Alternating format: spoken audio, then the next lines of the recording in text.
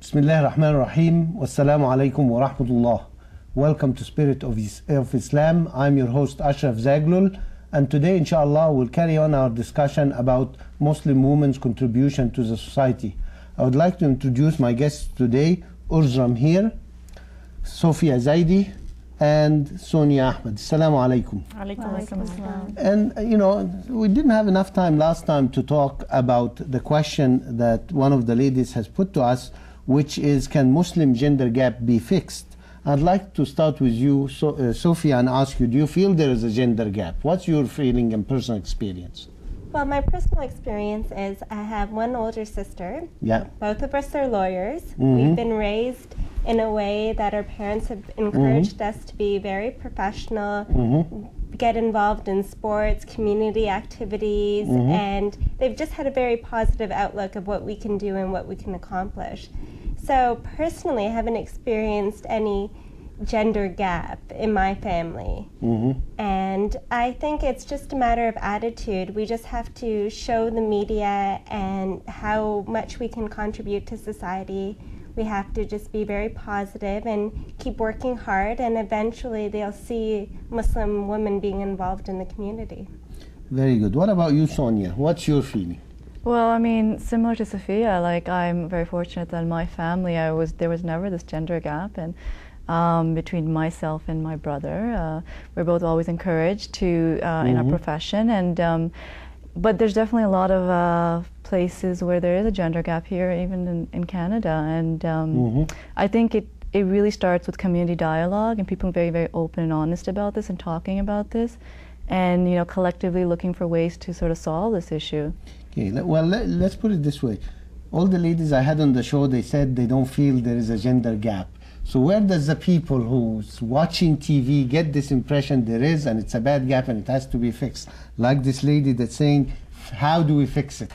Well, we got to thank the media for doing their wonderful job of portraying Muslim women as submissive and behind curtains and seven doors and what have you. And I feel that we have lots of Muslim women who are downtown on Bay Street, and you've got them in New York, Wall Street, and you've got Muslim women all over in every career field there is possible, that you can even imagine. And yet the media will continue to portray us as non-contributors to the Canadian society, and it's rather unfair because we're constantly up against this wall.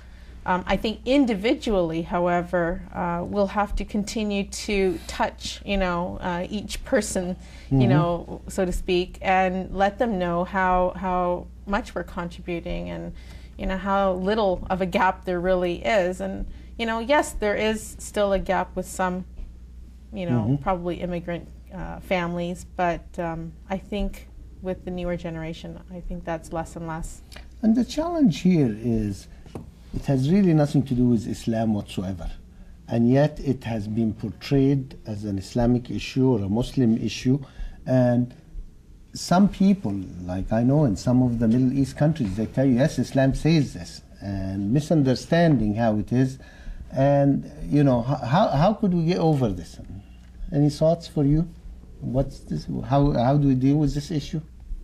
Well, I think in certain circumstances in other countries that are developing, there's a lack or shortage of jobs, so women may naturally tend to stay at home, or there might be issues. Is that fair, though? Of course not. A person should be able to live a way that they see fit for their circumstances. And I think it's just more about facilitating proper programs and sponsoring. For example, I sponsor a Muslim girl in World Division so she can get an education and allow her to grow and contribute positively to the community. So I think in terms of helping the gender gap in other countries, we should sort of support programs that work towards it and make a positive difference that way. And in our own lifestyle in Canada, we should try to make a positive contribution in whatever we do. But how do we tell people this has nothing to do with Islam? Yes, it's culturally, and yes, it's wrong, but it really has nothing to do whatsoever with Islam. Any thoughts there? Well, I kind of agree with Urs that there's too much focus on the problems, and too much focus on the people who, where they're focused on the places where there's gender gaps. When in fact, there's a lot of us who are contributing, a lot of us women who are contributing to the community, and we're role models, and I think some people need to see that. Good. So what's your advice for young Muslim ladies? How to, what kind of careers, or, I think that actually I wanted to actually backtrack and just emphasize that there's nothing wrong with women staying at home, taking care of their kids, and doing a good job at doing that. I mean, and there's a lot of merit itself, to it too. A lot of merit, a lot of reward. And also, I also wanted to emphasize that the Prophet's wife, Khadija, was a businesswoman herself, who contributed to trade, and she had a flourishing business. If there was nothing else, and we only had that one example, like that is a supreme example of a Muslim woman contributing, and and that just mitigates all cultural, anything that is culturally related, because when you look to that example, it just, like that should be what everyone sees, but unfortunately it's not. Yes. Actually, one of the interesting things I was reading, historically, they say the Mongols, when they conquered the Muslim world, the Mongols were non-Muslims. I don't know what the relation were, but after a while they became Muslims. And it just shows that Islam, one of the things, Islam did not spread by the sword because the conqueror changed to Islam. But I was reading in a book, why did they change? It's the intermarriage. The Mongols married Muslim ladies, and the Muslim ladies did the dawah work, and they spread Islam there. So there's a very important role for Muslim women in general, and in history, throughout history, we find a big role. Like, I always wondered, how did these Mongols become Muslims? And I read this research, it was the intermarriage thing. So there's always an important role for Muslim ladies, and to be role models.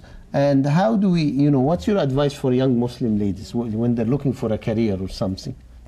Well, my advice would be to sort of to be proactive, to find out what you can do, to seek out resources. There's many, many opportunities out there, so just look beyond even within your own circle and sort of seek out opportunities working with other professionals. Do you feel there is jobs that a Muslim lady could not do, for example, a career or professional job? Or?